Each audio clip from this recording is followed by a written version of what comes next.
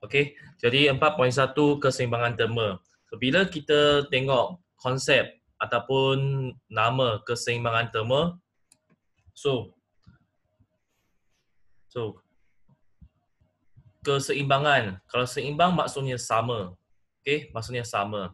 Dan perkataan terma ini, terma maksudnya haba. Okey, haba.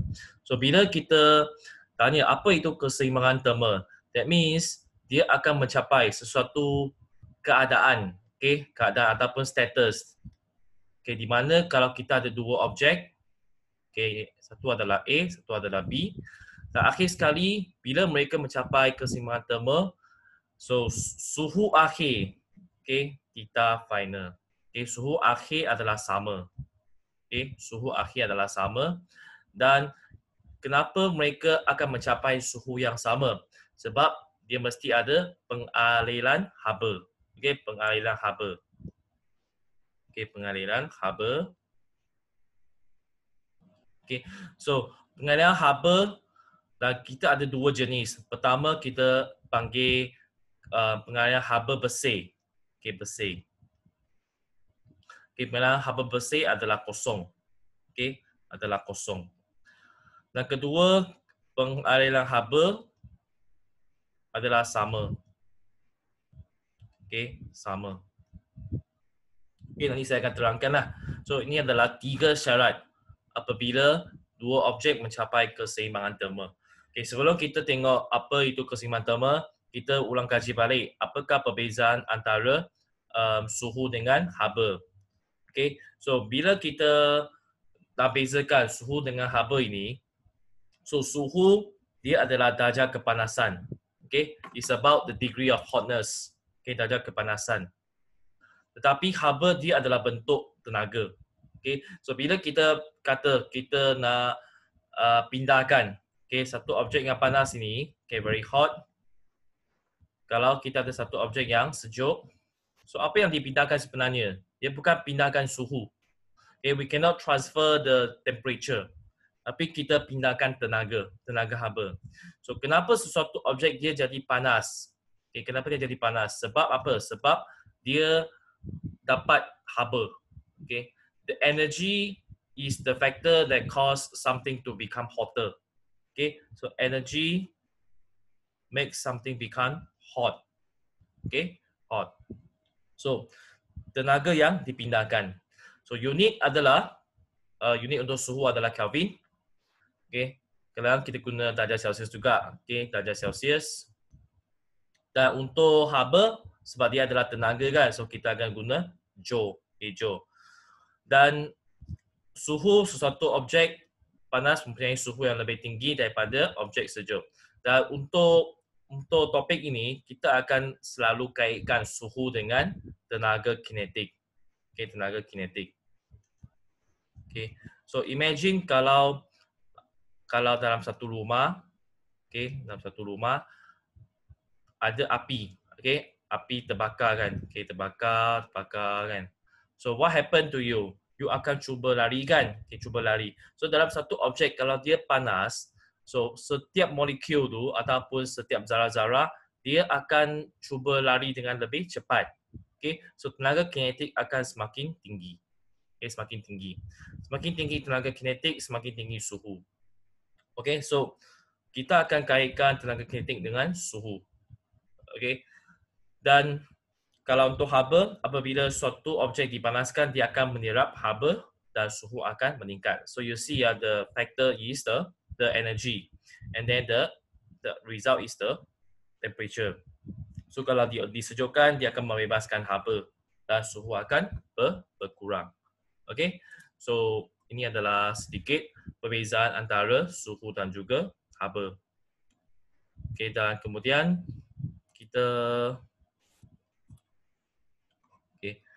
sentuhan terma. Okay, sentuhan maksudnya touching, right? Contact. Sentuhan terma maksudnya dua objek dia berada dalam keadaan sentuhan terma apabila tenaga haba boleh dipindahkan. Okay, that means when two objects they are touching each other, mereka sentuh adalah satu sama lain. So mesti ada perpindahan haba. Okay, pemindahan haba. Okay, so apa itu keseimbangan terma? So sebelum keseimbangan terma dicapai, okay, satu benda yang penting untuk kita assume. Okay, kita hanya fokus pada objek A dan B saja. Okay, A dan B saja. Sekeliling ini kita tak tengok. Okay, kita tak tengok sekeliling. Kita tengok objek A dan B saja. That means apa-apa tenaga haba yang dialihkan, dipindahkan, kita hanya tengok antara A dengan B. Of course, kita tahu kalau masa berlalu, tenaga haba akan dihilangkan ke sekeliling. Tapi kita tak akan tengok ke sekeliling ni. So, apabila dua objek A dan B, okay, mereka diletakkan berhampiran, tenaga haba akan mengalir dari jasad A yang lebih tinggi. Okay, kalau suhu yang lebih tinggi maksudnya lebih panas kan? Okay, suhu dia tinggi, so dia lebih panas. Dan dia akan mengalih tenaga haba daripada A kepada B. Okay, tapi sebenarnya, okay, in fact, tenaga haba ini dia bukan dipindahkan secara sehala. Okay, dia bukan dipindahkan secara sehala saja. Objek B, walaupun dia punya suhu rendah, okay, suhu dia rendah, okay, dia sejuk kan, tetapi dia juga pindahkan tenaga haba, okay, tenaga haba juga. So, that means kalau kita ada dua orang, saya selalu guna analogi ini. Okay, satu orang kaya, okay, satu orang yang miskin. So, apa yang berlaku adalah kalau orang kaya ini, contohnya dia ada RM1,000 dan orang miskin ni dia RM10 saja. Okay, so apabila mereka berdua, so apa yang berlaku adalah setiap orang kena bagi 10%. Okay, contohlah 10%. So kalau orang kaya dia bagi 10%, dia akan bagi RM100, kan? Okay, tetapi orang miskin ni dia bagi dia punya 10%, dia bagi RM1. So selepas itu orang kaya dia akan dapat berapa? Okay, berapa? Dia akan tolak 100 tambah 1, dia akan dapat 901. Orang miskin dia akan dapat 109. Betul tak? So we can see secara keseluruhan orang kaya dia dapat berikan lebih banyak daripada orang miskin. Okay, tapi doesn't mean that orang miskin tak bagi. Dia masih bagi sedikit duit kepada orang kaya. Cuma dia bagi sedikit saja. Okay, so ini adalah berapa mampu yang dia dapat pindahkan. So kalau untuk secara keseluruhan 100 orang kaya bagi orang miskin, 1 orang miskin bagi orang kaya. So at the end kita boleh gantikan dengan 100 tolak 1. So at the end kita boleh rumuskan. Okay, summary. Orang kaya bagi RM99 kepada orang miskin. Okay, so yang ini adalah result. Kita panggil bersih. Okay, bersih. Okay, the net one, net. Okay. So bila kita sambung lagi proses ini, so seterusnya dia akan bagi dia punya 10%, contohnya RM90 10 sen. Yang ini dia akan bagi 1.09 RM10 9 sen. Okay, so kemudian kita cuba buat tolak dan kita akan dapat contohnya dia akan dapat 800 lebih lah. Okay, dia akan dapat 800 lebih, ini akan dapat mungkin 190 lebih lah. Okay, contohnya.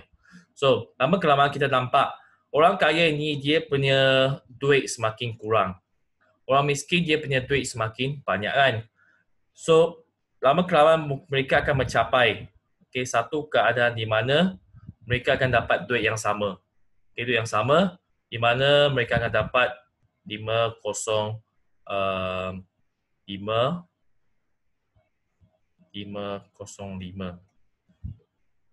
Okay, so bila mereka dah mencapai duit yang sama dan kalau mereka masih bagi 10%, bagi 10%, so dia akan bagi RM50.5. Ini pun bagi RM50.5. So at the end dia macam tak ada untung, tak ada rugi. Tak ada untung, tak ada rugi. So dia punya bersih, hasil bersih dia adalah kosong. Permintaan bersih adalah kosong. So Ini maksudnya dia dah mencapai keseimbangan terma. Okay, so untuk objek pun sama. Kalau kita ada dua objek, so objek panas dia akan pindahkan haba kepada objek yang sejuk. Dengan kata yang sama, objek sejuk juga pindahkan tenaga haba kepada objek yang panas. Cuma dia punya kadar dia beza. Okay, the rate kadar dia beza. Okay, kadar beza. Of course, objek A dia akan bagi lebih banyak berbanding dengan objek B. Selama kelamaan, objek A dia akan semakin sejuk, objek B semakin panas. Makin panas, so apabila keseimbangan terma tercapai, so suhu akan menjadi sama. Okay, temperature must be the same. Okay, dan kedua, mereka pindah dengan kadar yang sama. So kadar pemindahan adalah sama. Okay, kadar pemindahan haba adalah sama. Okay, sama. Dan untuk bersih, kadar pemindahan haba bersih, kadar pemindahan haba bersih adalah kosong.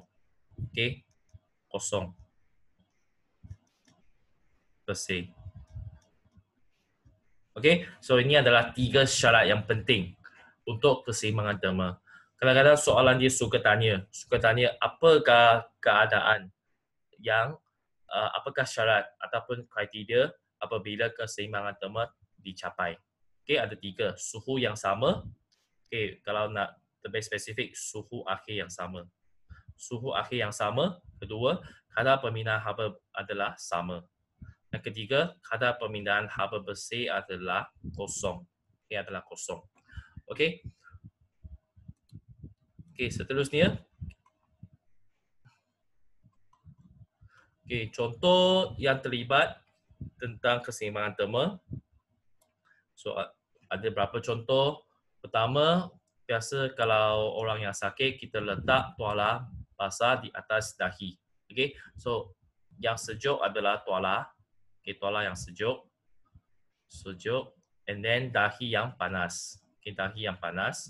So apa yang berlaku adalah secara keseluruhan haba akan dipindahkan daripada dahi kepada kita punya tuala. Okay, dahi kepada tuala. So lama kelamaan tuala akan mencapai suhu yang lebih tinggi sikit. So dahi akan mencapai suhu yang rendah. Okay, dia akan cuba turunkan suhu. Lepas tu kita akan buat banyak kali supaya kita punya tuala dapat suhu yang rendah semula. Kita pergi basuh, kita beri rendam dekat ais, lepas tu kita letak semula kat dahi. Okay. So yang kedua adalah minuman sejuk. So kalau untuk minuman yang panas dan juga ais, so secara keseluruhan haba bersih dipindahkan daripada minuman panas kepada ais. Okay, sehingga suhu yang sama. Okay, so sekali lagi saya nak ingatkan, apa yang kita fokuskan adalah kita fokus pada ais dan juga minuman. Okay, kita tak fokus pada sekeliling. Okay, sebab kita tak akhirnya bila suhu dah turun, suhu air dah turun, tapi dia akan juga hilangkan haba kepada sekeliling ataupun serat haba daripada sekeliling. Okay, dan seterusnya mengukur suhu badan. Okay, ini adalah cara lama lah. Cara lama untuk kita ukur suhu. Kita letak termometer dan kita tunggu sekejap untuk termometer mencapai suhu yang sama seperti suhu badan kita. Tapi sekarang kita dah guna infrared lah. Okay, infrared. Nanti bila buka sekolah, kita pun akan guna termometer infrared untuk mencatat suhu. Okay, so hari ini pun dengar kata ada news lah akan tengok bila buka sekolah. Okay, so pelajar Form 5 kena standby lah. Pelajar Form 4 masih lah menjalankan home learning. Maksudnya kita akan ada kelas macam ni lah sebab belum lagi. Okay, belum lagi.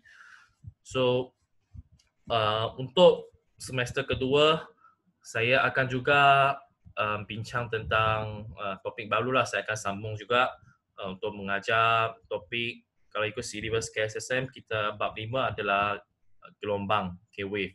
Untuk pelajar Form 5 boleh buat ulang kaji lah. Okay, boleh join sama-sama untuk buat ulang kaji supaya anda refresh okay, apakah yang dikatakan dalam topik Form 5 KBSM bab 1 gelombang. Okay, then we continue. So ini adalah aplikasi-aplikasi untuk keseimbangan terma. Okay, dan seterusnya kita tengok kepada termometer cecair dalam kaca. Okay, so untuk ciri-ciri termometer, kita mahu cecair itu senang dilihat. Okay, biasanya termometer dia guna apa? Dia guna alkohol ataupun dia guna mercury. Okay, kenapa tak nak guna air? Kenapa nak guna mercury ataupun alkohol? Sedangkan kita tahu mercury ni dia sangat bahaya. Kalau berlaku kebocoran termometer, sekolah mungkin kena tutup, kan? Okay, sebab apa? Sebab mercury ni dia sangat beracun, dia poisonous, dia akan membebaskan gas yang beracun. Okay, so that means kita nak fikir kenapa masih guna mercury. Okay, so ciri-ciri dia pertama, kita mahu termometer itu senang dibaca, okay, mudah dilihat. So ataupun cecair berwarna legam. Kita tak mahu dia warna transparent. Nanti kita tak nampak, susah nak baca, kan? Dan kedua, bila kita nak tengok konsep untuk termometer ini, sedangkan dia guna konsep keseimbangan terma, kan? Okay, keseimbangan terma. Jadi kita mau capai suhu dengan cepat. Okay, kita mau baca suhu dengan cepat, kan? So kita mau cecair itu dia dapat mengembang. Okay, mengembang dengan seragam dan juga cepat. Okay, dia nak tunggulah berapa 20 minit baru dapat baca suhu badan, kan? Okay, tak baik. Orang itu pun sudah panas dalam hati, kan? So kita mau baca suhu dengan cepat. So kita mau cari konduktor yang baik. Okay, konduktor haba yang baik. Dan bila dia menyerap haba, dia dapat mengembang dengan seragam. Okay, seragam. Dan selain itu, dia tak akan lekat pada dinding kaca. Okay, maksudnya, kalau anda cuba cuci botol, kan? Okay, you punya botol air. So, bila dah cuci, anda nampak masih ada titisan air dekat dinding, kan? Okay, anda cuba keringkan, tak dapat, kan? So, itu sebab air ni, dia ada surface tension. Okay, ni a bit like chemistry lah. Okay, surface tension. Maksudnya dia ada satu daya yang cuba untuk melekat pada permukaan. Okey, melekat pada permukaan. So, air ni dia tak sesuai. Okey, bayangkan kalau kita letak termometer tapi dia lekat. So that means dia mungkin menyebabkan dia nanti kita punya termometer akan macam ni tau. Okey, macam ni. So bila contohnya kalau kita guna air, okay, dia dah capai suhu yang tinggi, kan? So bila kita masuk dalam ais, dia dah turun, kita akan nampak ada air dekat sini. Which is very funny, kan? Sebab ada titisan air dia lekat pada sini. So kita tak mau. Akhir sekali kita mau cecair itu dia mempunyai takat didih yang tinggi dan takat beku yang rendah. Okay, kenapa? Sebab biasanya kalau kita nak ukur suhu, kita mau at least, okay, at least negatif 10 hingga lebih dari 100, contoh 110. Okay, so ini adalah jurat suhu kita. Kita tak mau jurat suhu yang kita boleh baca itu pendek. Kalau kita guna air dia bila mencapai 0 darjah Celsius, dia dah menjadi ais. So kalau kita guna air, kita nampak kita punya termometer ada ais. Okay, ais dekat dalam kita punya termometer, which is funny, kan? Okay, so kita tak mau. Dan kalau dah jadi 100 darjah Celsius, nanti dia akan menjadi wap air. Kita akan nampak gas dalam kita punya termometer. Okay, so air tak sesuai sebab dia punya takat didih rendah dan takat beku dia tinggi. Okay, so that's why kita perlu consider ciri-ciri cecair dalam termometer. Dan bagaimana termometer cecair berfungsi? Okay, so biasanya berbuli, kita ada berbuli, this one is called berbuli. Okay, kita akan sentuhkan termometer dengan bahagian berbuli. Okay, and then apa yang berlaku adalah bila dah sentuh, dia akan menyerap haba. Okay, menyerap haba. Bila menyerap haba, cecair akan mengembang. Okay, dia akan expand. Dia dah expand, dia punya isi padu akan tinggi. Okay, isi padu akan bertambah. So mengembang maksudnya dia akan menyebabkan kita punya bacaan akan lebih tinggi. Okay, so panjang terus menunjukkan nilai suhu. Nilai suhu sesuatu objek. Nah, bila kita letak dalam ais, jadi kita akan membebaskan haba. Okay, membebaskan haba, then kita punya mercury akan mengecut. Okay, dia akan mengecut dan panjang akan menjadi pendek. Okay, the length will become shorter. So it can read the temperature, the reading of temperature. Okay. Seterusnya kita tengok kepada penentu ukuran. Okay. The word penentu ukuran, or in English we call calibration. Okay, calibration. Okay. That means kita nak tentukan pengukuran. Okay, tentukan pengukuran. Sekejap saya tengok ada message ah. Okay. Okay. So kita tengok kepada penentu ukuran, tentukan pengukuran tersebut. Okay, we fix the scale. Okay, we fix the scale. So macam mana nak tentukan? Okay, senang saja. Kita tahu kalau untuk air, ini maksudnya kita nak buat termometer sendiri. Okay, kita buat termometer sendiri dengan kita tetapkan dua takat. Okay, 2 points. Number 1 we call melting point. Okay, melting point takat beku ataupun takat lebur. Okay, melting point or freezing point. Dan kedua kita tentukan takat didih. Okay, boiling point. So kalau kita guna air dia punya takat beku adalah 0 darjah Celsius. Dan takat didih dia adalah 100 darjah Celsius, kan? So contohnya apa yang kita nak buat adalah kita nak tahu bila kita dah hasilkan termometer, okay, kita masukkan mercury semua. So spray ya sekejap. Okay. So kita dah ada mercury kan dalam ataupun alkohol. So what we do is, okay, sekarang kita cuba masukkan termometer ini ke dalam ais. Okay, first kita masukkan ke dalam ais.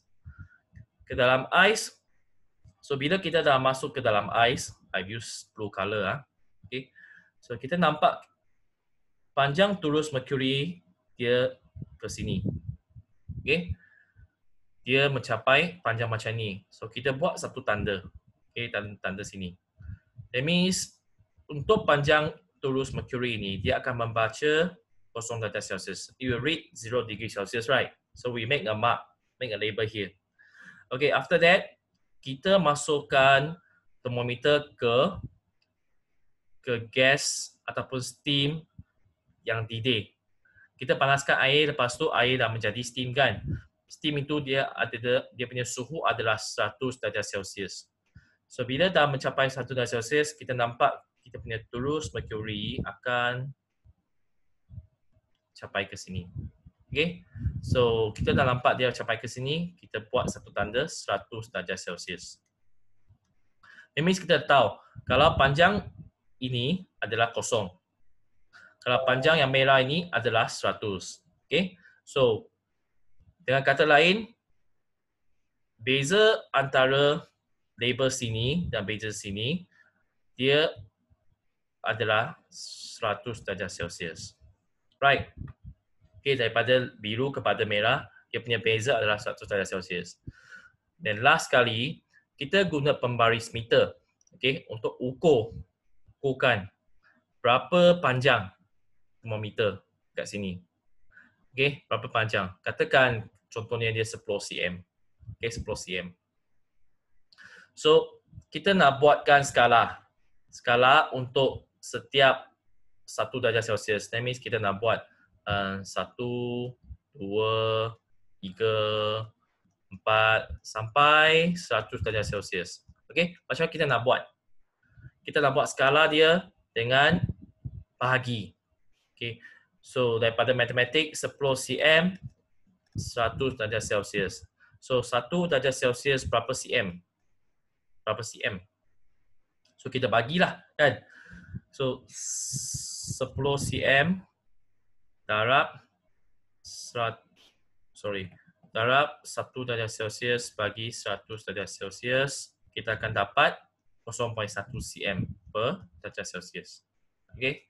That means untuk setiap 0.1 cm, bila kita guna pembaris ukur, okay, contohnya daripada sini ke sini 0.1 cm, dia adalah 1 darjah Celsius. Okay, 2 darjah Celsius. So that means ini adalah konsep untuk kita tentukan skala. Okay, tentukan skala. So untuk factory, dia pun guna konsep lebih kurang macam ni. That means kita tak tahu berapa adalah 1 darjah Celsius kan. So kita guna konsep macam ini. Okay, tentukan skala dia.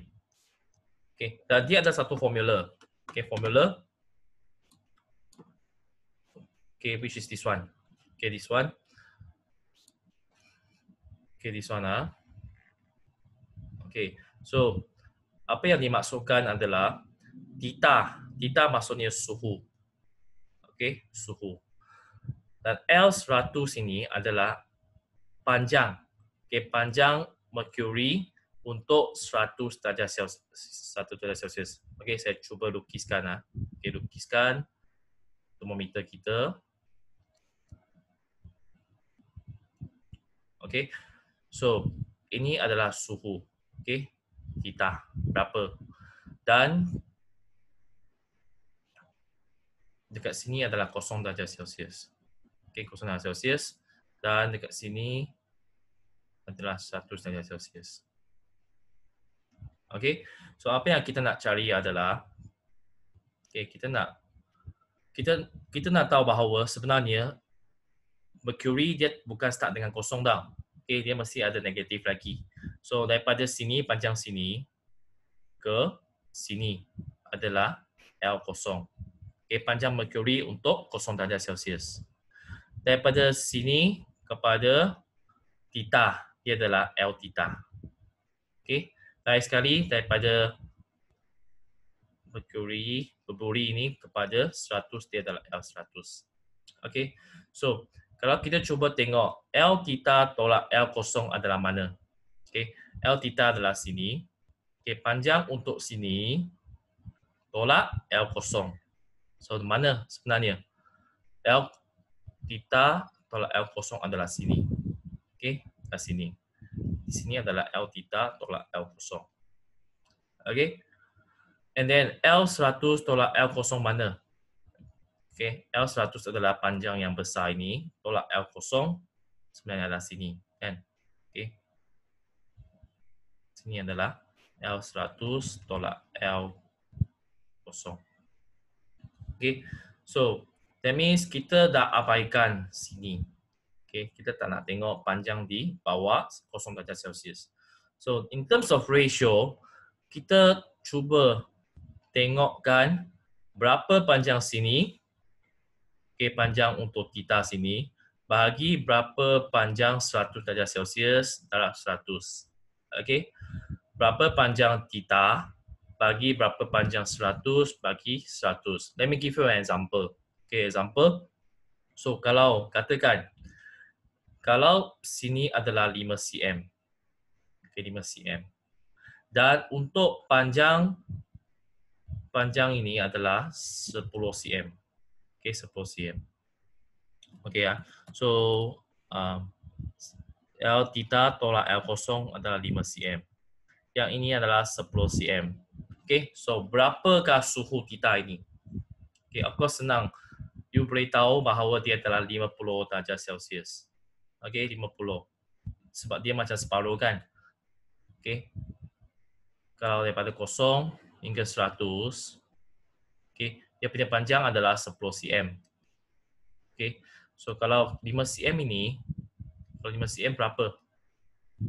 0 ke 100, 10 cm kan? So 5 cm berapa? Kita buat matematik saja kan? So 5 bahagi 10 darab 100 darjah Celsius kan? So kita dapat 50 darjah Celsius. Okay, 50 degree Celsius. Okay, so ini adalah formula untuk kita carikan suhu. Walaupun kita tak tahu berapa panjang, berapa skala dia, tapi kita boleh ukur. Okay, so contoh lain, kalau L theta tolak L kosong adalah 4 cm, okay, dan L100 tolak L kosong adalah 16 cm. Okay, so berapa suhu dia? So 4 cm tolak 4 cm bahagi 16 darab 100 darjah Celsius. Kita akan dapat 25 degree Celsius. Okay. So ini adalah formula. Anda kena tahu apa itu L theta, apa itu L kosong, apa itu L100. Okay, these terms you should know. Okay, later we'll see one example in the past year question. Okay, so kalau ada soalan boleh tulis ya. So prinsip kerja termometer berdasarkan keseimbangan terma. So apabila termometer dimasukkan dalam air panas, haba akan mengalir daripada air panas ke termometer. Apabila berlaku keseimbangan terma, kadar pemindahan haba bersih adalah sifar. So suhu termometer sama dengan suhu air panas. Okay, oleh itu bacaan termometer ketika itu adalah bacaan untuk suhu air panas. Okay, this is a popular question about how does the thermometer work. Okay, 4 marks. Okay, remember kita ada bahagian B atau bahagian C kan. Dia ada satu soalan 4 markah. Okay, soalan konsep. So contoh dia akan tanya macam mana thermometer dia berfungsi. So you kena terangkan berdasarkan prinsip keseimbangan terma. Okay. Ciri-ciri merkuri. Kenapa merkuri dia sesuai? Okay, sebab pertama dia adalah konduktor haba yang baik dan takat didih dia tinggi. Dan dia dapat mengembang dan mengecut secara seragam. Keempat, warna dia legap. Maksudnya dia tak transparent. Okay, kita senang untuk baca. Okay. Dan takat beku dia sangat rendah. Okay, sangat rendah. Jadi ini adalah ciri-ciri merkuri. Dan kenapa air tak sesuai? Okay, terbaliklah. Sebab air dia bukan konduktor haba yang baik. Dia takat didih rendah. Dia tidak mengembang secara seragam. Dan satu benda untuk air, air dia mudah meruap. Okay, dia mudah meruap. Okay, if for water, dia mudah meruap. Maksudnya dia akan menjadi buap air. Okay, dia menjadi buap air. Warna dia pun transparent. Okay, warna dia tidak legap. Okay, takat beku dia tinggi. So, bagaimana kita nak meningkatkan kepekaan termometer? How do we increase the sensitivity of thermometer? Okay, pertama kita guna tube capillary yang lebih kecil dan halus. Okay, kita guna tube yang lebih halus supaya dia bila dia mengembang, dia akan senang kita tengok dia punya kenaikan. Okay, maksudnya kita dalam termometer dia ada satu tube kan? Kita ada satu tube ni. Okay, tube ini kena nipis, okay, kena halus. Kalau kita ada tube yang sangat tebal, okay, bayangkan kita punya merkuri ni, dia bila dia panaskan dia nak mengembang, okay, akhirnya dia mungkin mengembang sedikit saja, okay, mungkin 100 darjah Celsius dia baru mengembang macam ini saja. Okay, ini adalah sebab kita nak dia halus. Bila halus, dia dapat mengembang dan kita nampak dia punya diameter dia kecil, so dia dapat mengembang dengan lebih jelas. Berbuli kaca yang berdinding nipis. Okay, ini adalah berbuli. Okay, berbuli nipis supaya dapat menyerap haba dengan lebih senang. Dan berbuli kaca yang lebih kecil. Okay, lebih kecil supaya senang untuk kita terima haba. Okay, so these are about thermometer. Okay. Alright, so soalan ni saya pun pernah bincang semasa semester 1. Okay, so saya harap you dah buat dan kita terus tengok kepada soalan ulang kaji past year. Okay, ada soalan tak tentang konsep mana yang anda tak faham? Dan saya dah saya baru upload tadi. Okey, untuk kita punya apa ni? Kita punya latihan. Okey, dekat ulang kaji pasir. So boleh download lah dekat sini. Okey, download kat sini dan kita akan tengok sekarang untuk bincang. Okey. Quite easy lah for today because I don't want to make it so difficult because we just came back from holiday. So let's have a very quick start before we go for harder topic. Okay, right. So any question? If no, we can continue. Right. So kita 2011 soalan 20. Okay. Raja 14 menunjukkan dua keping cakra logam yang serupa M dan N yang bersentuhan. Suhu awal M dan N adalah 60 darjah Celsius dan 20 darjah Celsius masing-masing. Pernyataan manakah yang betul mengenai M dan N apabila keseimbangan terma tercapai? Okay, recall balik tak? Apa tiga syarat atau tiga kriteria apabila keseimbangan terma tercapai? Masih ingat tak? Pertama, kita tahu suhu akhir adalah sama. Okey. Pertama, suhu akhir sama. Okey. Kedua, kadar pemindahan haba bersih adalah sifar.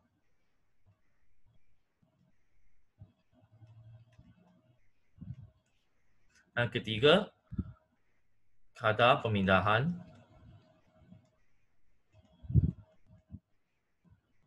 haba adalah sama. Okay, remember these three ya. Dan manakah yang betul? Okay, which one is the correct one? Suhu M adalah lebih tinggi daripada N. Betul tak? Okay, salah. Suhu N lebih tinggi daripada M. Salah. Pengaliran haba bersih antara M dan N bukan sifar. Salah. Pengaliran haba bersih antara M dan N adalah sifar. Okay, jawapan adalah dongki. Okay, dongki. Anda kena berhati-hati ya. Ada beza antara kadar pemindahan haba bersih dan juga kadar pemindahan haba. Jadi itu you must differentiate lah. Satu ada perkataan bersih, satu tak ada. Okay. Okay. Seterusnya, soalan 2012. Sebiji kek diletakkan di dalam sebuah ketuha panas, micro oven oven. Suhu kek itu adalah sama dengan suhu ketuha selepas beberapa minit. Konsep manakah yang betul selepas beberapa minit? Konsep manakah yang menerangkan situasi itu? So you know is keseimbangan terma. Okay, keseimbangan terma. Okay, keseimbangan terma. Soalan 2014. Raja 14 menunjukkan sebatang sudu yang diletakkan dalam semangkuk sup pada suhu 95 darjah Celsius. Pernyataan manakah yang betul apabila keseimbangan terma dicapai? Suhu sup tidak berubah, salah. Okey. Suhu sudu tidak berubah pun salah. Tiada pengaliran haba antara sup dan sudu, salah. Okey, kenapa salah? Sebab masih ada pengaliran haba. Okey, pengaliran haba adalah sama. Okey, bukan tiada. Dia patutnya adalah sama. Okey, sama. Kalau dia kata pengaliran haba bersih, bersih kosong, betul.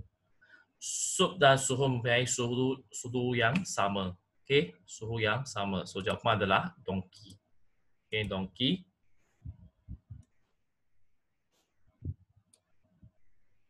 Jawapan adalah dongki.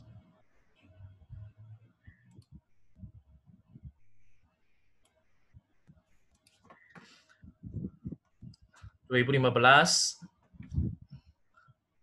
Sup panas dituang ke dalam sebuah mangkuk. Pernyataan manakah yang betul mengenai pengaliran haba? Pengalihan haba bersih adalah dari sup panas ke mangkuk. Okey, betul tak? Mana yang panas? Okey, panaskan sup panas ke mangkuk. Okey. A betul. Haba mengalir hanya dari mangkuk ke sup panas. Betul tak? Salah. Okey, seperti yang saya katakan, guna orang kaya, orang miskin. Okey, sebenarnya haba pun mengalir daripada sup panas ke mangkuk juga. Okey. So dua-dua ini adalah salah. Okey. Pengalihan haba bersih adalah sifar.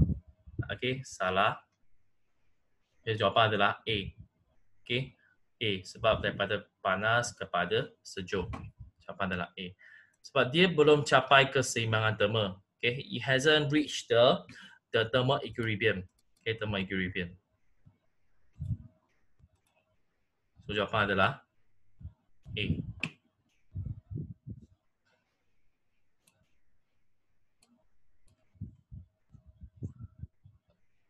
Okay, sekejap saya nak save dulu.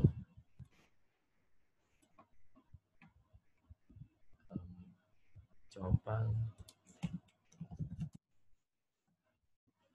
Okay, right.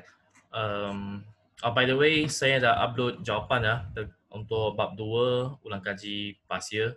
So boleh rujuk lah dekat Google Classroom.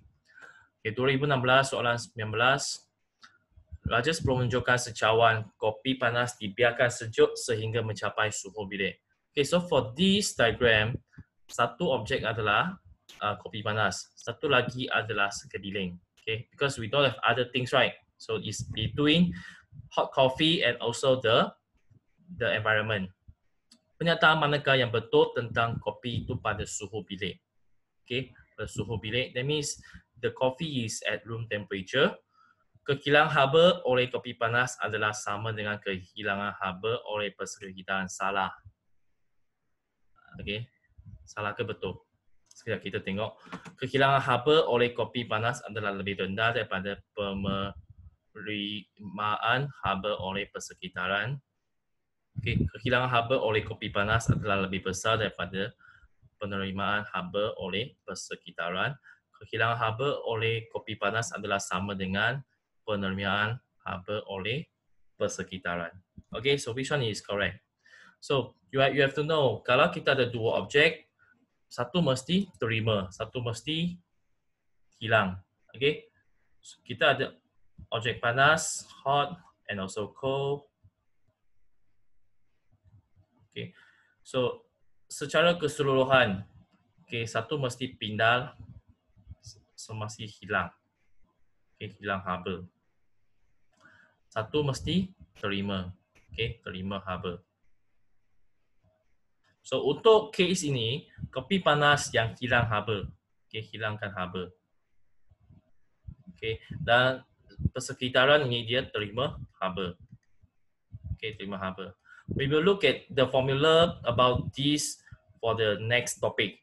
Okay, so A kenapa dia salah? Sebab dia kata dua-dua pun hilang haba. Okay, salah. Sebab mesti satu terima, satu hilang. Okay, jadi jawapan adalah donkey. Okay, kehilangan haba mesti sama dengan penerimaan haba. Okay, so jawapan adalah donkey.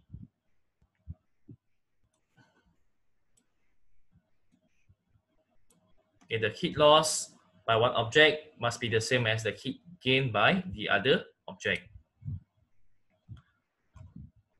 2017 soalan 9. Ajar 16 menunjukkan satu ladung logam yang panas direndam ke dalam air pada suhu 30 darjah Celsius.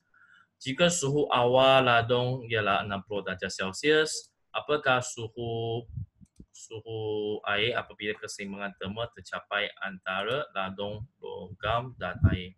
So this one is 60 degrees Celsius and then air 30 darjah Celsius. So when they try to exchange the heat, okay, ladung logam akan hilang haba. Okay, dia akan hilangkan haba secara keseluruhan kepada air. Okay, so suhu untuk logam akan turun, suhu air akan meningkat. So dia punya suhu akan berada di antara 30 hingga 60.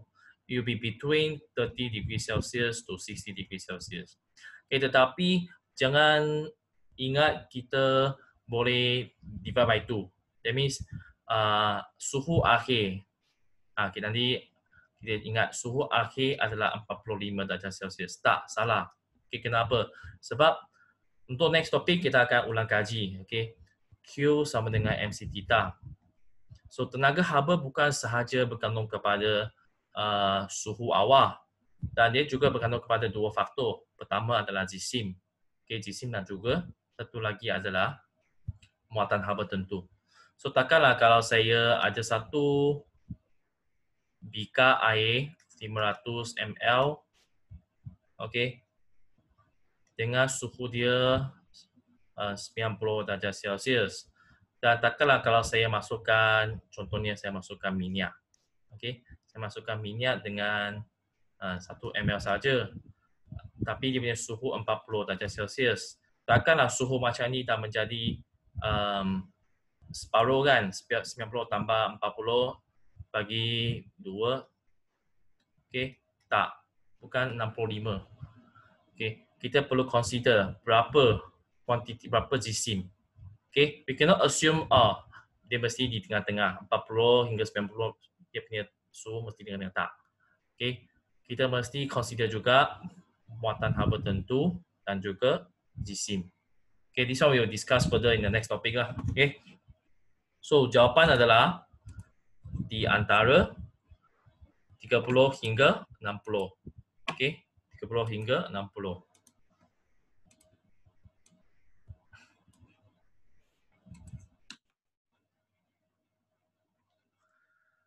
Seorang budak lelaki cuba meluluskan seutas wayar logam dengan memegokkan dan meluluskannya berulang kali. Tidak lama kemudian wayar itu menjadi panas. Wayar itu menjadi panas kerana apa? Okay, why? Daya antara molekul berkurang, salah. Okay, salah.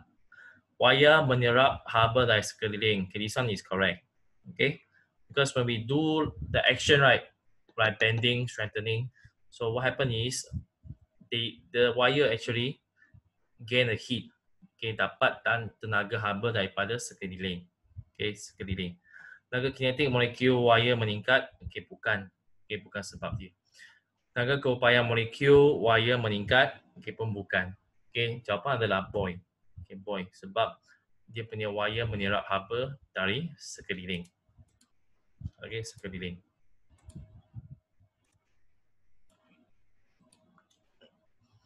Okay, paper 1 we have finished. Okay, paper 2 2013, Ajar 1 menunjukkan sebuah termometer digunakan untuk mengukur suhu air panas. Namakan satu jenis cecair yang digunakan dalam termometer. Okay, so what is the answer? Either you can use alcohol or you can use mercury. Okay, alcohol or mercury. Okay, alcohol or mercury. So jawapan alcohol ataupun mercury. Okay, alcohol or mercury.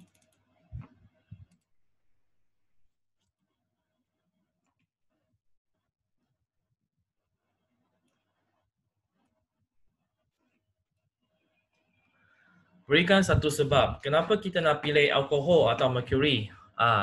Apa ciri-ciri dia? Masih ingat tak ada berapa kan? Ada berapa ciri? Pertama, konduktor haba yang baik. Kan? Konduktor haba yang baik. Lagi apa? Okay. Lagi senang dibaca. Okay, dia warna dia legap kan? Warna dia legap. Okay, I'll just write one here lah. Okay. Konduktor haba yang baik. Konduktor haba yang baik. Okay, so jawapan-jawapan lain contohnya, okay, I'll write here, warna legap, senang dibaca. Ini lagi apa? Dia punya takat didih tinggi. Lagi, takat beku rendah. Lagi, lagi tidak melekat pada dinding tube. Okay, dinding tube. Lagi apa? Lagi dia mengembang dan mengecut secara seragam. Okay, so you see a lot of examples for the answer. Okay.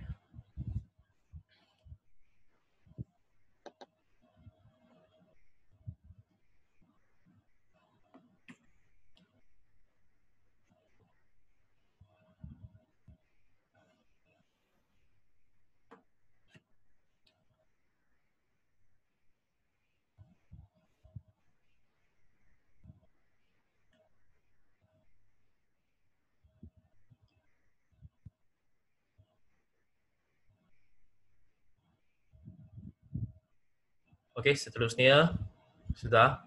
Okay, yang ini boleh rujuk kepada nota. Okay, atau buku teks saya rasa adalah. Okay, saya rasa ada. Biasanya kita lebih suka tulis Mercury lah. Okay, Mercury sebab dia memang ada ciri-ciri ini. Okay, right. So seterusnya, lengkapkan ayat berikut dengan menandakan jawapan yang betul. Suhu air diambil apabila cecair dalam termometer. Okay, so you have to see this one. Dia air panas, kan? Air panas. Jadi, suhu air diambil apabila cecair dalam termometer. Kalau air panas, dia mesti mengembang, kan? So, mula mengembang. Okay, start to expand. Start to expand. Okay, start to expand.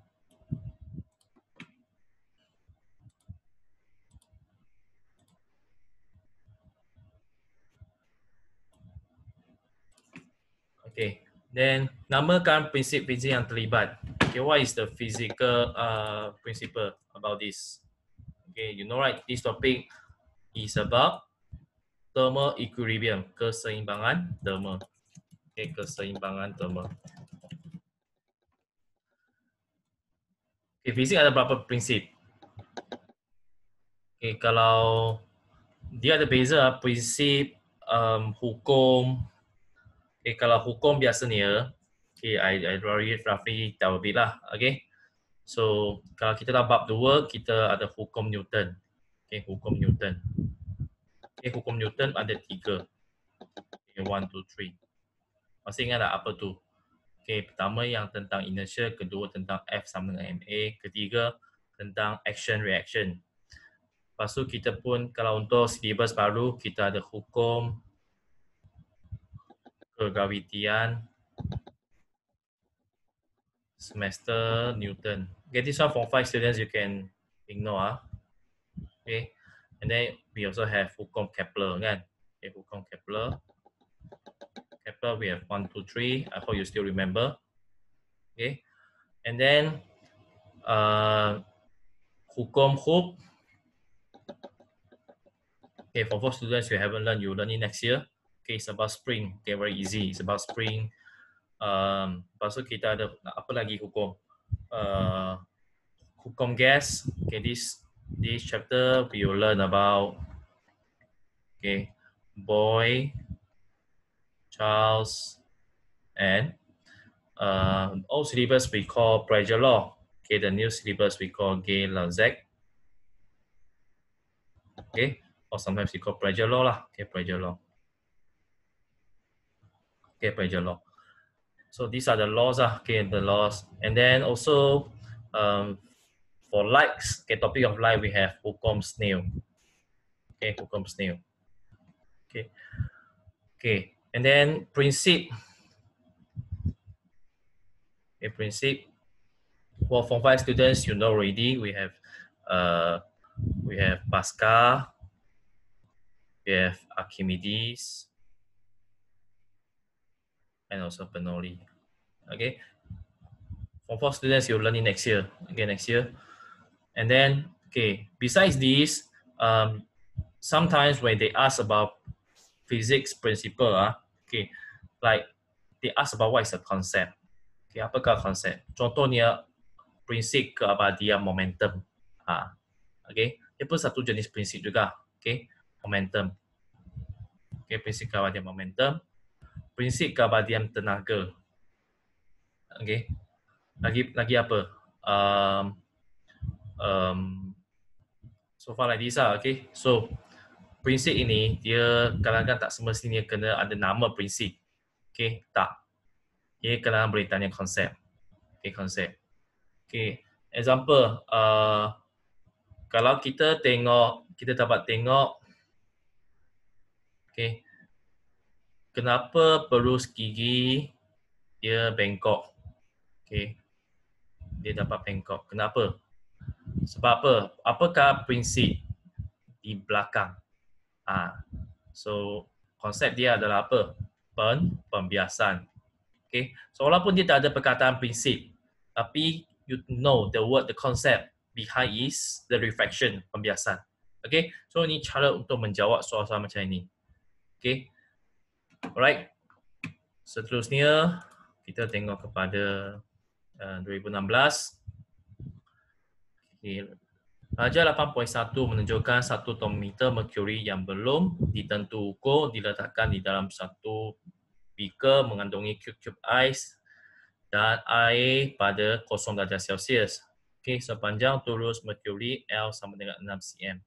Okay, so that means you can just write lah. Okay, L 0 equals to 6 cm. Pelajar 8.2 menunjukkan panjang turus merkuri L sama dengan 20 cm apabila cube ais dan air dalam beaker itu mendidihkan sehingga 100. So L 100 adalah 20 cm. Okay. Pelajar 8.3 menunjukkan panjang turus merkuri L 16 cm apabila diletakkan dengan satu suhu. Okay. So L theta adalah 16 cm. Okay. So write these three information. Tuliskan. Okay. Lepas tulis dan okay, nampak diagram kan? So bila 0 darjah Celsius, 1 darjah Celsius dan 16 cm. Kita tak tahu berapa suhu untuk cecair panas ini. We don't know what is the temperature. Okay, so that's why we want to use formula. Okay, so the concept is if for a thermometer, very bad thermometer. Okay, for thermometer, so we make a label. Okay, this is for 0 degrees Celsius. This is for 100 degrees Celsius. Okay, so what we're gonna do is we are looking for the difference. Okay, we'll use meter ruler to find the length. Okay, what is the length here? Okay, which is called L100 minus L0. And also, we want to do the ratio. Okay, like what is the length here? Okay, this is L theta minus L0. Okay, so this one this one times 100 degrees Celsius because the difference is 100 degrees Celsius. Okay, sebab beza dia adalah 100 darjah Celsius. Right. So we want to find the ratio. Okay. So question number 1, complete the sentences. Okay. Suhu adalah satu kuantiti asas lah kan. Okay, kuantiti asas. Okay, kuantiti asas.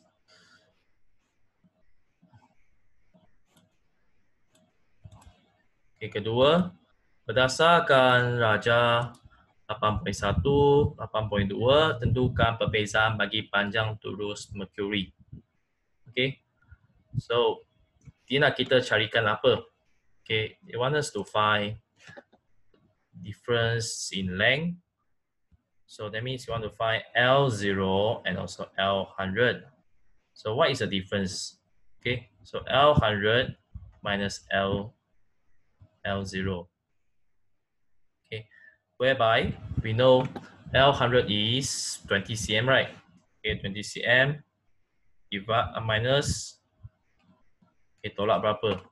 Tolak 6 cm. Okay, tolak 6 cm. So, dapat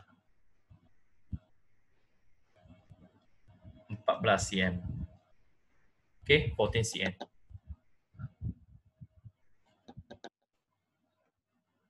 Okay, 14 cm.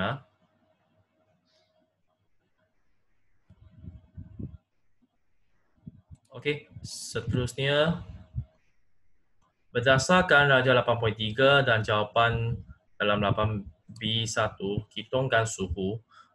Okay, carikan theta. Masih ingat tak kalau formula theta sama dengan L theta tolak L kosong bahagi L 100 tolak L kosong darab 100 darjah Celsius. Okay. So, L theta tolak L kosong adalah berapa? 16 cm tolak 6 cm bahagi, tadi yang sini berapa? Kita dapat 14 cm kan? So, darab 100 darjah Celsius. So, we have 10 over 14 times 100 degrees Celsius. Okay, so we can calculate the answer. Okay, which is more like 71. Okay, like 71 degrees Celsius lah. Okay, so this one I leave it for you to calculate lah using your calculator. Okay, what is the answer?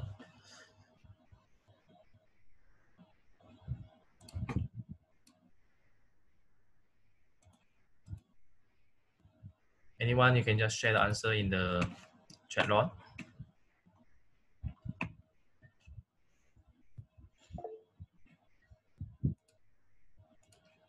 Okay, thank you.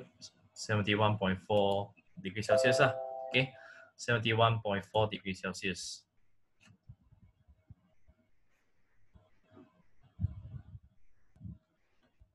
Okay, thank you.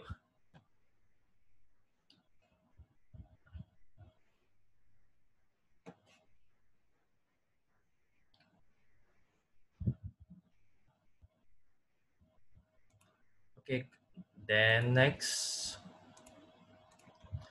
Apakah yang akan berlaku kepada takat didih air apabila dididihkan di atas puncak? Okay, so what happened? This one finish, right? Okay, finish. Alright. So bila kita tengok pergi ke gunung, okay, pergi ke gunung, puncak gunung. So apa yang berlaku dekat atas? Okay. So actually this question actually is 4.4 lah, topic 4.4. Oh, sorry.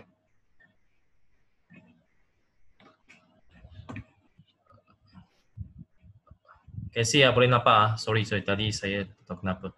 Okay, so what happened is we know on the top of the mountain, okay, the pressure will actually decrease. Okay, and then this is topic 4.4 lah. Okay, topic 4.4. So according to the what law is it? Okay, according to the pressure law lah, or we call Gay-Lussac law. Okay, so the temperature also actually will decrease as well. Okay, so that means easier to boil the water. Okay, because the pressure decreases. Okay, sebab tekanan dia dah rendah, so lebih senang untuk anda mendidih air. Okay, dia punya takat didih akan menjadi rendah. Ini berdasarkan hukum Gay-Lussac. Okay, Gay-Lussac ataupun hukum tekanan. So apakah yang berlaku? So takat didih akan menjadi rendah. Okay, takat didih menjadi rendah. Okay, jadi rendah.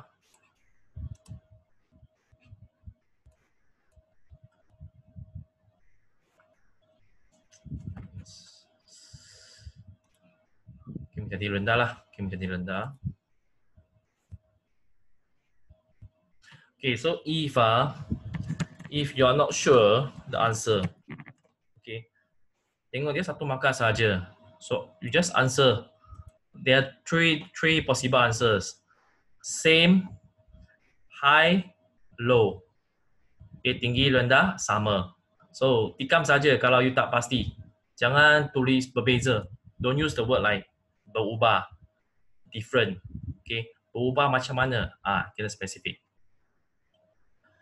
Okay, Raja 8.4 menunjukkan reka bentuk satu termometer yang dapat digunakan untuk menentukan suhu badan seorang pesakit. Jadual 8.1 menunjukkan beberapa ciri bagi termometer yang berbeza. Okay, PQRS. So, julat beza. Diameter tube ada yang besar, ada yang kecil, dan kejituan 0.11. Okay, saya nak tanya, tak tahulah ada pelajar yang pernah keluar dan kena ukur suhu kan. So biasanya kita punya suhu dia catat macam mana? Contohnya 37.5 kan. Kalau 37.5 ke atas dikira berisiko kan. So you see this reading is 1 decimal place, 0.5 right, 37.5. Okay, or sometimes 36.8. So kita punya suhu perlukan kejituan 0.1 kan.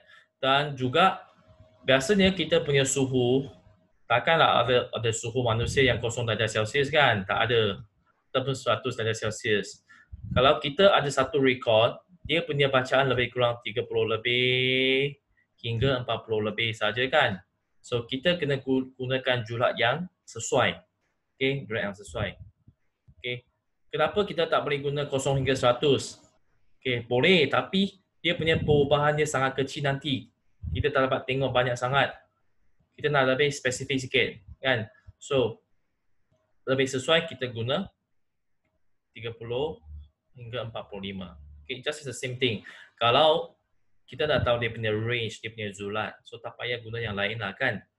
Sedangkan kalau contoh, saya bagi tahu, kalau ujian fizik ini memang cover saja. Okay, bab 3 dan bab 4. So fokus pada yang ni saja kan. Bab 1, bab 2, bab lain tak payah tengok kan. Nak tengok boleh tapi tak akan keluar. Betul tak? So sama juga kalau suhu, kita pergi pada fokus kita. Right. So pertama kita nak pilih 30 hingga 45. Kedua, kita punya diameter. Okay, diameter kena kecil ke besar.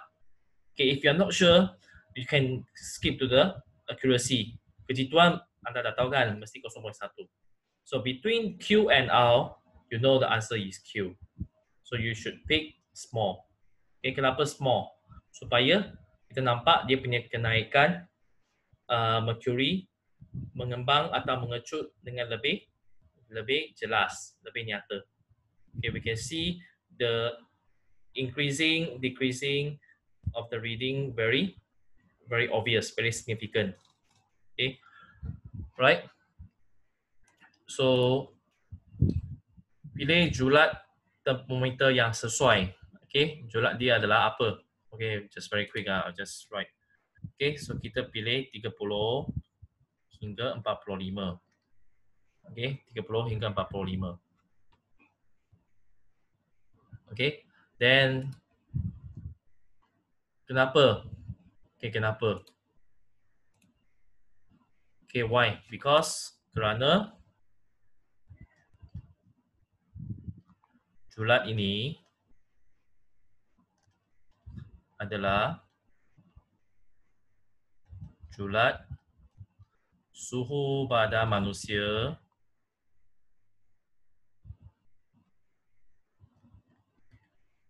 yang mungkin ada atau mungkin berlaku. Okay, that means we say this range is the possible range of temperature that human has. Okay, human has. Okay, and then pilih diameter tube capillary. Okay, what is the diameter? Kita tahu kita nak pilih kecil kan? Okay, kecil. Okay, kenapa kecil? Okay, why we want to pick the small one? Okay, supaya am I too fast?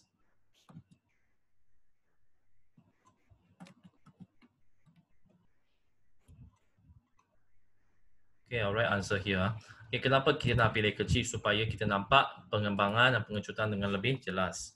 Okay, supaya, okay, answer for number 4. Supaya pengembangan dan pengecutan Mercury dibaca dengan lebih jelas.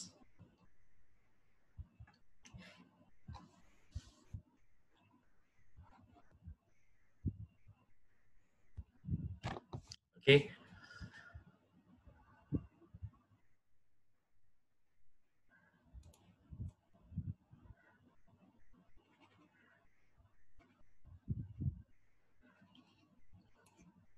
I'll try to stop by 10:30.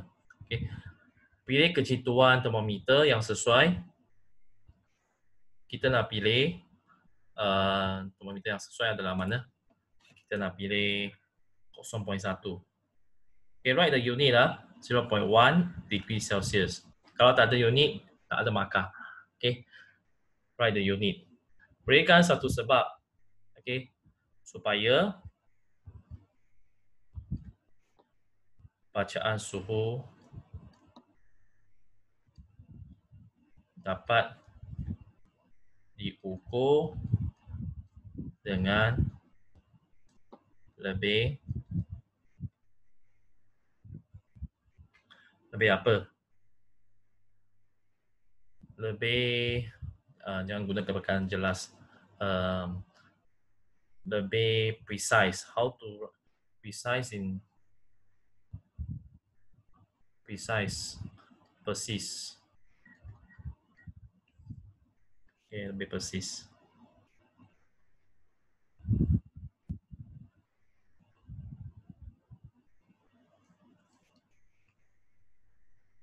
Okay, lebih persis.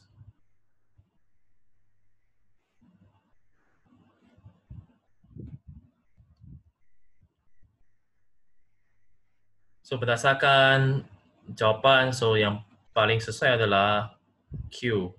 Okay, Q. Jawapan adalah Q.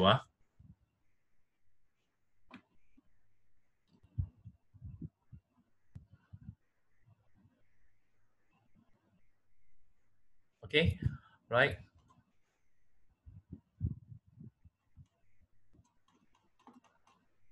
Okay, ada sikit lagi soalan. If we cannot finish discussing, you can try first. Okay, and then I will post the answers. Okay, we go to this. Okay, soalan pengenalan konsep dulu. Okay, so mengikut prinsip keseimbangan terma dan prinsip kerja termometer, terangkan bagaimanakah doktor boleh memeriksa suhu badan pesakit semasa rawatan. Okay, so for this, just now we actually discuss, right? Kita dah bincang. Okay, prinsip dia adalah keseimbangan terma kan. Jadi macam mana kita nak tahu?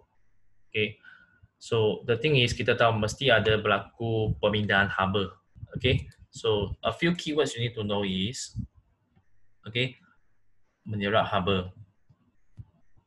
Okay, menyerap haba. Okay, dari mana ke mana?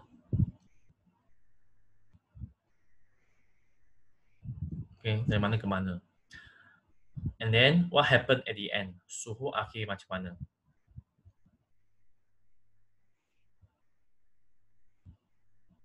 Okay, so this suhu akhir akan membaca, okay, membaca suhu badan. Okay, one more thing is what happened to the mercury? Okay, mercury akan mengembang. Okay, dia akan mengembang. Okay, so there are about five points so just write. Okay, right. So pertama, you should say about right, thermometer akan menirap haba dari badan pesakit. Okay, daripada badan pesakit. Okay, so actually number 1 and number 2 can combine lah. So what happen is mercury dalam termometer akan mengembang. Okay, akan mengembang dan mencapai suhu akhir. Apabila keseimbangan terma tercapai, suhu akhir badan adalah sama dengan suhu akhir termometer. Dan suhu akhir termometer membaca suhu badan. Okay, so I'll just quickly share sample answer for you.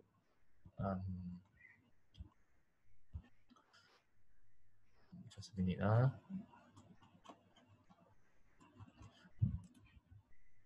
Need to find my file.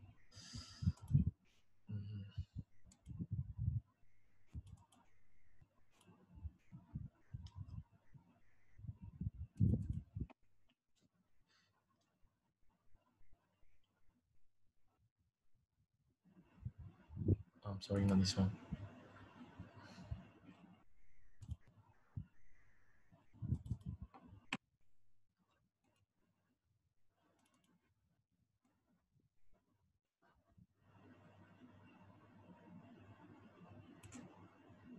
Okay, this one.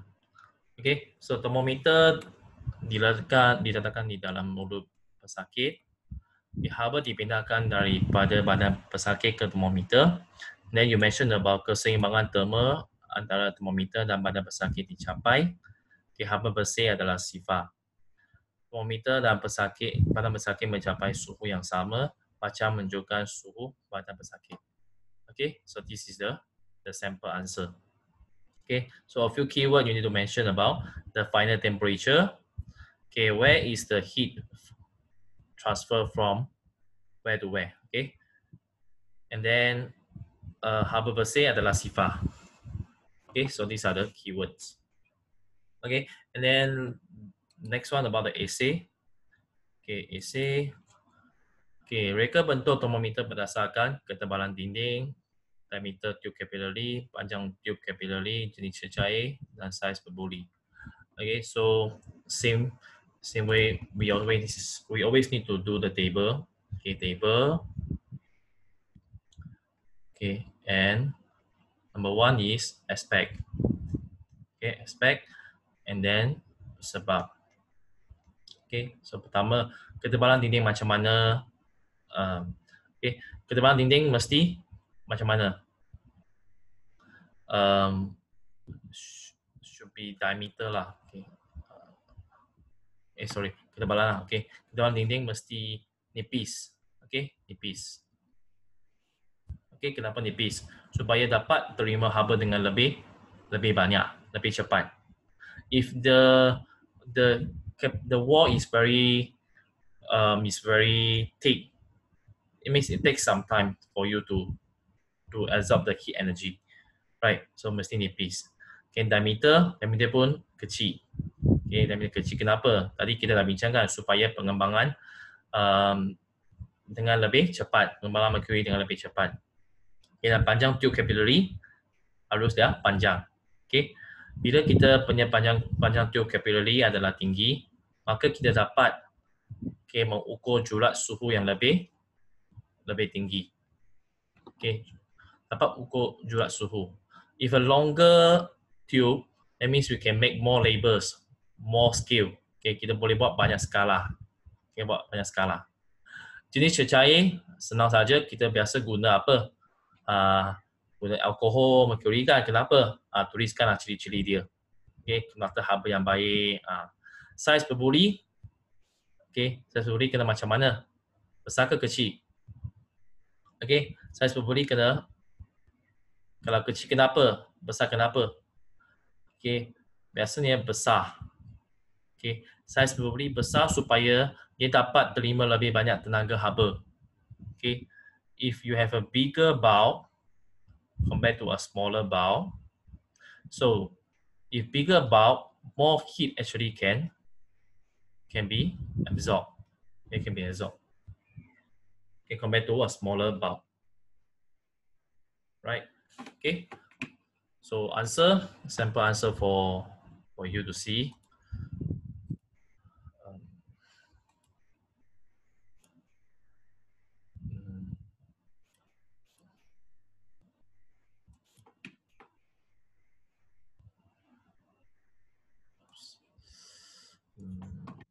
ya.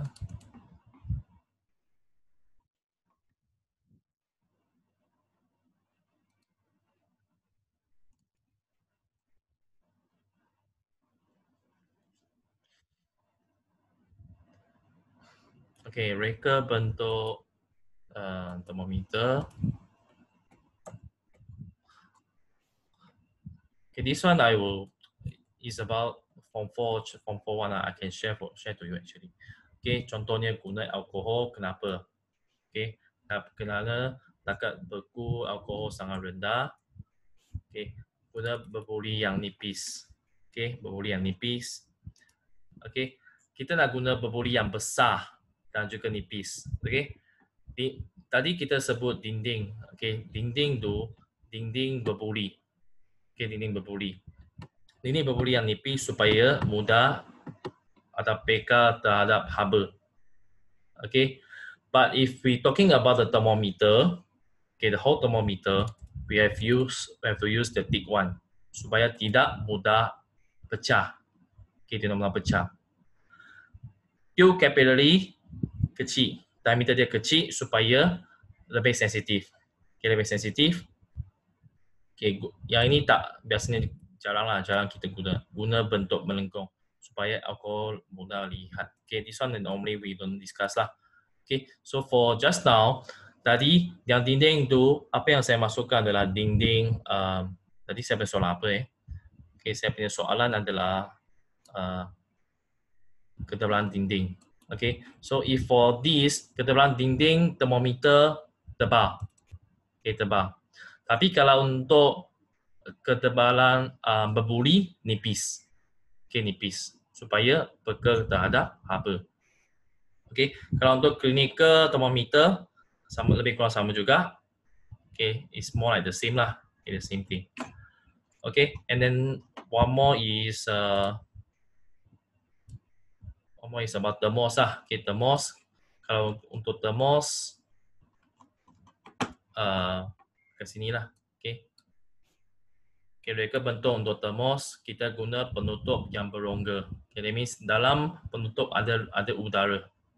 Okay, supaya haba tidak dibebaskan keluar kerana udara pengalih haba yang lemah. Okay, there's some air inside. Okay, so because air is a very bad conductor. Okay, and then kita guna vacuum antara dinding termos. Okay, supaya haba tidak mengalir keluar dari termos melalui konduksi, okay, conduction. Dan kita guna dua dinding termos supaya haba tidak mengalir keluar dengan cepat. Okay, dia two walls, dua lapis. Ini dalam termos ini kita guna cat yang berkilat, okay, supaya dapat memantulkan haba, reflect the heat. And last one, biasanya dinding termos, tak kisahlah, mungkin kaca ke, mungkin logam pun tak apa, okay. Macam saya punya termos ini dia adalah logam kan. Okay, so yang penting kita perlu puatan haba pendam tentu yang rendah. Okay, yang rendah supaya dia lambat sejuk. Dia lambat sejuk. Okay, alright. So 10:30 ready. The time's up. Okay, untuk esok kita tak ada kelas sebab esok saya kena balik ke sekolah. Okay, balik ke sekolah untuk buat persiapan. Pelajar Form 5, anda perlu bersedialah sebab hari ini mungkin dia ada news kata tak tahu bila nak buka sekolah. So, kita akan buat persiapan untuk pelajar Form 5. Jadi esok saya akan bekerja di sekolah. So, memang tak ada masa untuk beri kelas online. So, mungkin kita jumpa minggu depan dan kita akan tengok kepada 4.2 dan saya juga akan start untuk 45 gelombang. Okay. Any last question before we end our session?